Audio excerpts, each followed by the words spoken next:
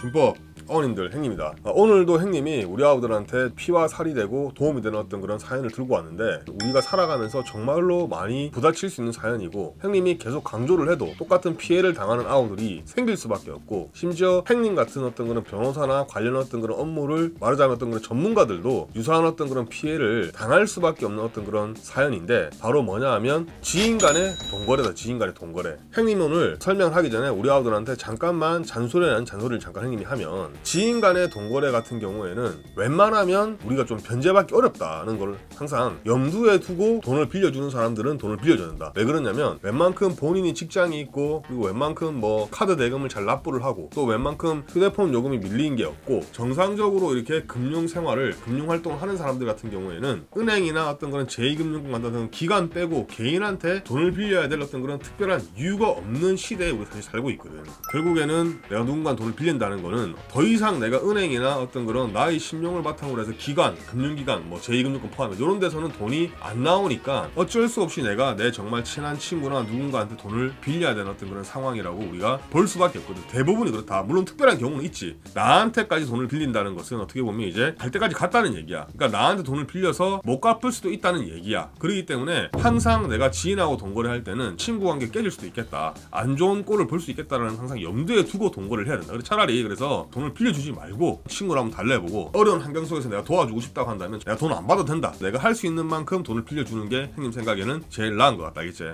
자, 그러면 사연을 형님이 한번 차분하게 읽어보면서 한번 형님이 한번 설명을 한번 해볼게. 어떤 식으로 이걸 해결할 수 있는지, 해결 방법이 있는지 없는지 한번 잘 한번 찾아보자. 알겠지? 보니까 뭐라 되어있노?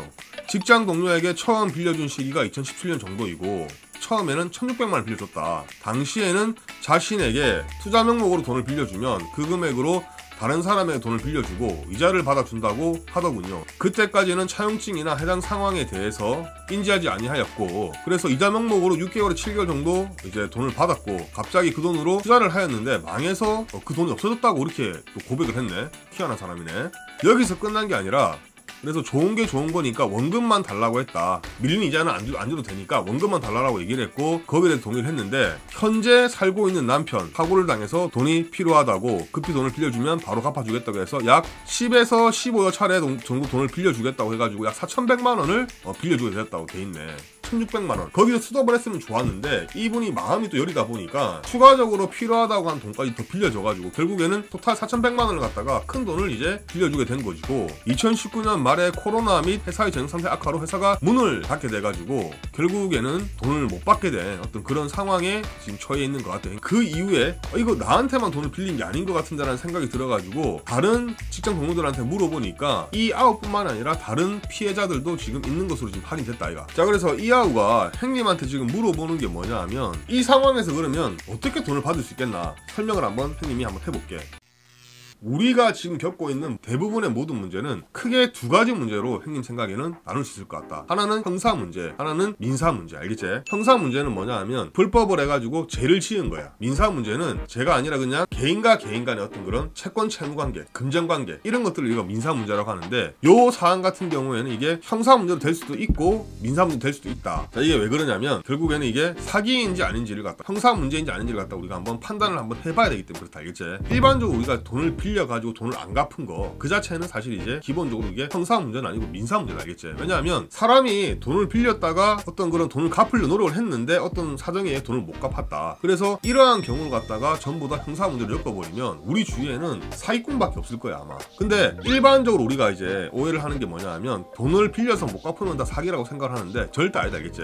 근데 형님 요 사연 같은 경우에는 사기가 될 확률이 높다고 생각하는 게 왜 그러냐면, 이분은 처음부터 돈을 갚을 생각이 없었어. 보니까 처음부터 돈을 갖다가 갚을 놈도 안 됐고, 그 상황에서 어마어마하게 많은 사람들한테 돈을 빌려가지고 제대로 사용을 안 하고 뭐 돌려막기 했다든지 탕진했다든지 뭐 그런 식으로 했을 가능성이 생각이 굉장히 큰 것 같다. 알겠지? 그래서 돌려막기라든지 도박이라든지 유흥에 탕진했다든지 엉뚱한 돈 쓴 거, 그런 것들이 확인되면 요거 같은 경우는 처음부터 돈을 갖다가 어떻게 보면 정상적으로 돈을 이제 사용 목적에 맞게끔 돈을 사용을 해가지고 돈을 갚을 어떤 능력과 의사가 없다라고 볼 수 있기 때문에 이거는 사기가 될 수 있다고 생각을 그렇게 본다. 알겠지? 그래서 그런 경우에는 이 가해자를 갖다가 사기죄로 형사 고소를 강조를 해서 우리가 돈은 못 받더라도 사기친 거에 대해서 응당히 어떤 그런 처벌을 받게끔 하는 게 형님 생각에는 중요한 부분인 것 같고, 형사합의라는 방법을 통해서 다만 얼마만이라도 해소할 수 있는 어떤 그런 방법이 생기는 거거든. 물론 배째라 해가지고 그냥 깜빵에 들어가는 경우도 생길 수 있지만, 그런 경우를 하더라도 이거는 형사 문제이기 때문에 민사적 책임이 없어지는 건 아니다, 알겠지? 근데 지금 이 아웃 사연 같은 게 안타까운 게 뭐냐 하면, 돈을 빌려간 사람이 재산이 없어. 본인 명으로 재산이 없으면 우리가 알고 있는 주심 강제 집행하는 거 있잖아, 그게 어렵다. 왜냐하면 누군가 은행에 있는 돈을 갖다 빼오고, 또 누군가 어떤 그런 소유에 있는 어떤 부동산을 갖다가 경매를 붙여가지고 낙찰받아가지고 경매 대금으로 내가 본 손해나 내가 받을 돈을 갖다 받는 거, 이런 것들 같은 경우에는 기본적으로 그 사람 명의로 된 어떤 재산이나 뭐 이게 있어야 되는데, 요거 같은 경우에 보니까 재산이 없는 것 같아. 그래서 현실적으로 민사소송을 해봤자 받을 만한 어떤 그런 건덕지가 별로 없는 것 같아. 그래서 아까 우리 아우님이 뭐 다른 변호사님이 이자를 받았기 때문에 돈을 못 받을 수도, 이게 아니라 현실적으로 아마 받기 어려워서 그 변호사님이 그렇게 설명을 했을 수도 있을 것 같고, 생각에는 우리 아우들은 팁을 드리면, 채무 불이행자 명부 등재라는 거 아마 우리 아우들 들어봤을 거야. 그게 뭐냐 하면 일종의 신용불량자로, 말하면 이 사람은 돈을 빌려서 돈을 갚지 않은 사람이라는 것을 법원을 통해서 등록을 하는 건데, 요거 등록이 되면 모든 금융거래가 다 막힌다, 알겠지?